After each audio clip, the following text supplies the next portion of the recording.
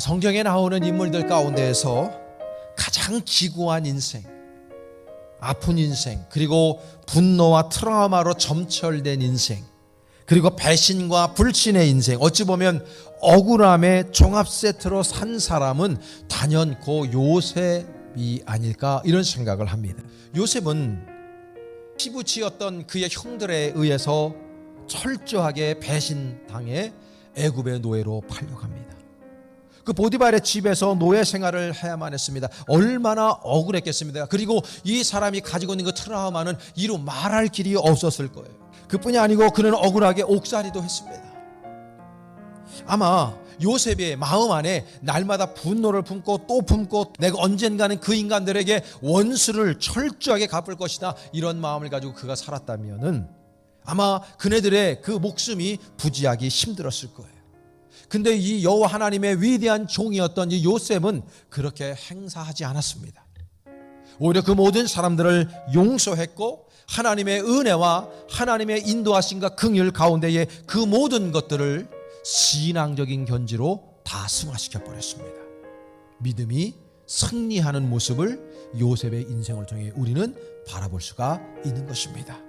오늘 우리 본문은 요셉이 그의 형제들과 두 번째 만났을 때의 일입니다.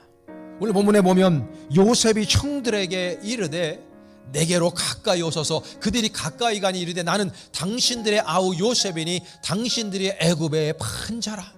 당신들이 나를 이곳에 팔았다고 해서 근심하지 마소서, 한탄하지 마소서. 하나님이 생명을 구원하시려고 나를 당신들보다 먼저 보내셨나이다.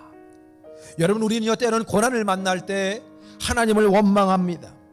주변의 사람들을 원망하고 우리가 살아가고 있는 이 사회를 원망할 때 있고, 우리가요 근본적으로 우리들의 신앙이 흔들릴 때가 있습니다.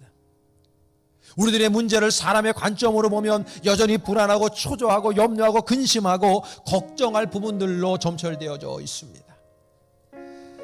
믿음을 여러 가지의 언어로 단어로 규정 지을 수 있지만 오늘 본문을 근거로 해서 보면 믿음이라고 하는 것은 제가 볼 땐 시선 싸움이다. 오늘 우리에게 내가 처한 상황과 형편을 내 시선이 아닌 하나님의 시선으로 바라볼 수만 있다.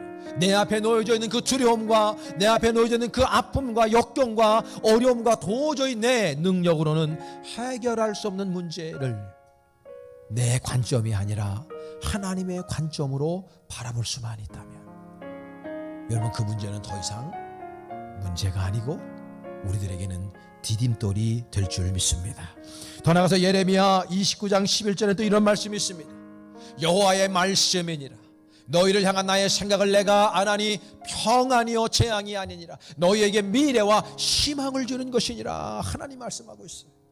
우리 하나님 아버지께서는 우리들에게 재앙을 주시길 원하는 분이 아니고 우리에게 피스, 샬롬, 에이렌의 그 아름다운 평안의 복을 주시는 것이 하나님 아버지의 뜻이라고 우리에게 분명히 이 말씀에서 밝히고 있습니다.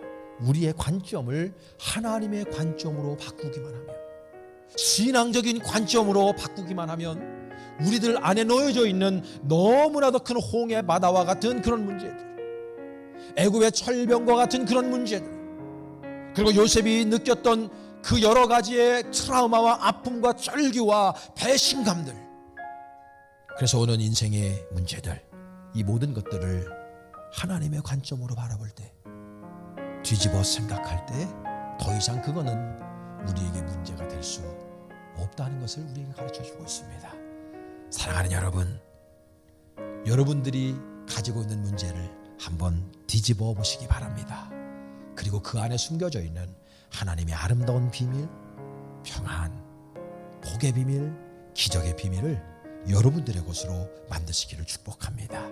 뒤집어서 생각하셔서 날마다 기쁨으로, 예배로, 찬송으로, 그리고 간증으로 여러분의 인생을 승화시켜 나갈 수 있기를 간절히 축원합니다.